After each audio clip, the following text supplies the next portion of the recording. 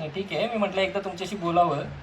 नाही, माझ्याशी नरेंद्र मोदी जरी बोलले तरी मी पॉडकास्ट नाही देत कोणाला.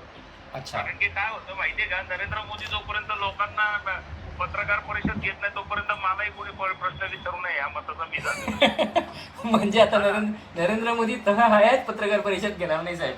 तो घेणार नाही तोपर्यंत मी तरी कोणाला बरं कोणी मला पैसे देत नाहीये. जे काम करतो किंवा माझ्याकडे जे नॉलेज आहे ते माझ्याकडे एक्सपिरियन्सचं नॉलेज आहे. बरोबर आहे. हे काम करायला मला कोणी पैसे देत नाही. माझं आता तुम्हाला माहित असेल तर सांगतो, माझ्या घराला जप्ती 17 तारखेला. बरं. हे माहितीये का? नाही सर नाही. आता ज्याचं घर जप्त होणार आहे तो कसला कंटेंट देणार तुम्हाला? नाही, तुमच्याकडे कंटेंट आहे सर. कसं आहे सर, जो माणूस घर जप्त होणार आहे याच्यापेक्षा अजून वाईट काय होणार आहे?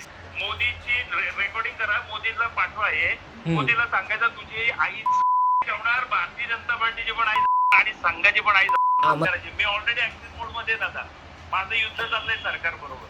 बरोबर आहे. कळलं का? माझं सरकार बरोबर युद्ध चाललंय, माझं राजकारण्यांबरोबर युद्ध चाललंय आणि माझं भाजपच नाही, माझं सगळ्या पॉलिटिकल पार्टी बरोबर वाद चाललंय. अच्छा. आणि मी ना माझं टार्गेट ठरलेलं आहे काय करायचंय आणि मला त्याच्या ह्याच्यात डिस्टर्ब नाही व्हायचं म्हणून नो डिस्कशन ओनली ऍक्शन मोडवर आहे. बरं कळलं का? म्हणून मी सर सकट होत जाणार आणि मी रोज होतो. मी त्यांच्या आईला ताकद आहे का समोर यावं, त्यांच्या आई डोकं आहे संतापलेलं आहे. त्यामुळे मी काय कोणाशी बोलण्यात इंटरेस्टेड नाही, मी बोलतच नाही कोण.